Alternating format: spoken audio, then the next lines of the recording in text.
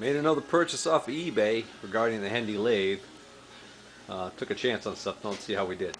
This got here quick because it only came from Paulsboro, New Jersey, and they sent it out priority mail, so definitely happy with the shipping time. So what we got is a little collet set that came up on eBay. Now,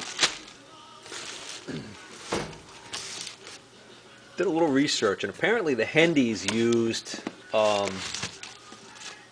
used three different collet sizes for various sized lathes in the Hendey line. And from what I was able to figure, it appears they used 6H collets on the larger lathes, and then apparently, I guess on the really big ones, and then 3H collets, and then it seems like on the 12-inch, from what I could gather, they use 2H collets. So if you look for Hendey collets, you can find single collets all the time coming up. 2H collets. I think the H stands for Hardinge, because I think it might be a Hardinge standard. I don't know. So if you look for 2H collets, you tend to find used collets running from anywhere from 10 to 15 bucks a piece or something like that. This set popped up when I was doing the search, and he didn't put Hendey in the title, which kept the price down. I think that's the reason why I was able to be the one and only bidder and get this set for 15 bucks. And he described it as a rivet, I think, which I think is another lathe manufacturer, 2H collets. And he said, you know, got the collets, and he said some of them have some pitting on them. Don't look too bad. He said the threads were in good shape on all of them. And he said there was also this part here, but he didn't know what it fit. So we're going to see whether or not I got real lucky and see whether or not this will fit in the Hendey spindle. Because if it does, these collets fit this. Or at least they're supposed to. Look at that, they don't. Okay. Interesting. So what the heck is this?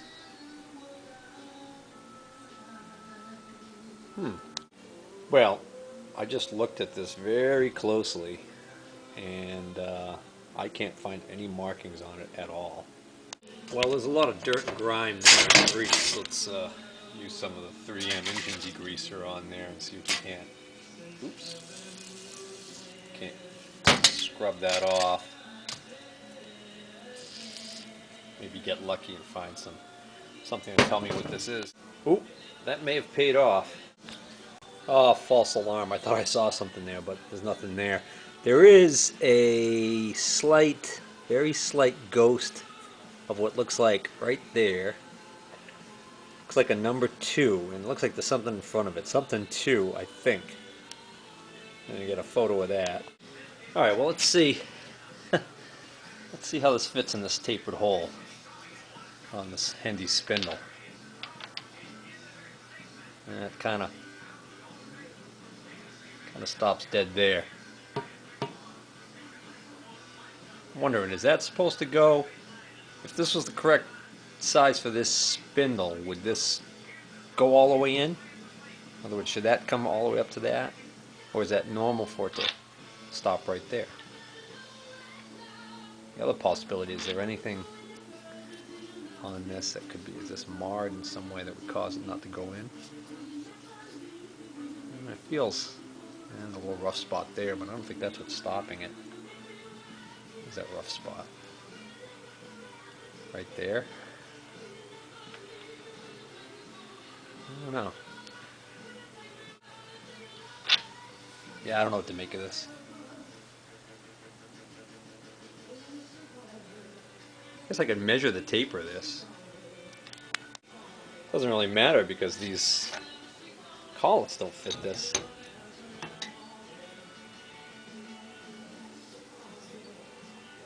Alright. Okay, so he didn't claim in his listing that this adapter fit these collets. The only thing he claimed in the listing was that these were 2H collets, and that one's clearly marked 2H. So I think what I've got is I've got 2, 4, 6, 8, 10. I've got 11 collets. That one look. Whoa, that one looks really kind of. Ooh, boy, that one's got some issues. It's a 1/2 inch 2H collet. That was 9/16. Well, that's also a 1/2 inch. So I got 2 1/2 inch. So, so that one's an extra really. Okay, so I got an extra 5/8 and an extra 1/2 inch, and the rest of these are they look pretty good. So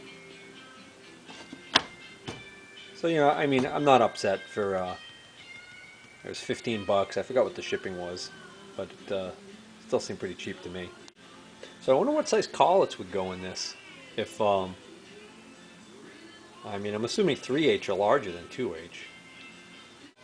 All right, I'm gonna get the taper on this just out of curiosity. I think taper is measured in inches per foot. So I think what you do, if I'm not mistaken, is I think if I take a dimension at one point and then take another dimension exactly 1 inch down, and the difference between the two dimensions, multiply that by 12, and I think that should give me the taper in inches per foot. Now there's a groove right here, so I'm going to go right on the other side of that groove and take my first measurement. But before I do that, I'm going to mark off my 1 inch with a pencil. So I'm just going to use the end of my calipers to do that. Alright, so I just took my two measurements and I get 1.120 at the skinny end and 1.170 at the as I go 1 inch up towards the thicker part. So that's 50 thousandths difference, right? So again, we got 1.170 minus 1.120 gives us a difference of 50 thousandths times 12 gives us 600 thousandths per foot taper. So that's 6/10 of an inch per foot. Alright, so let's look on some charts and see if I can find something.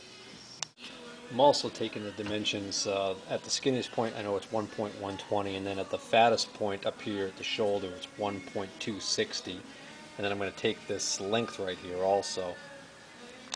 Okay, and so that length is 2.720. I wonder if there's an online calculator where you can plug in your dimensions there and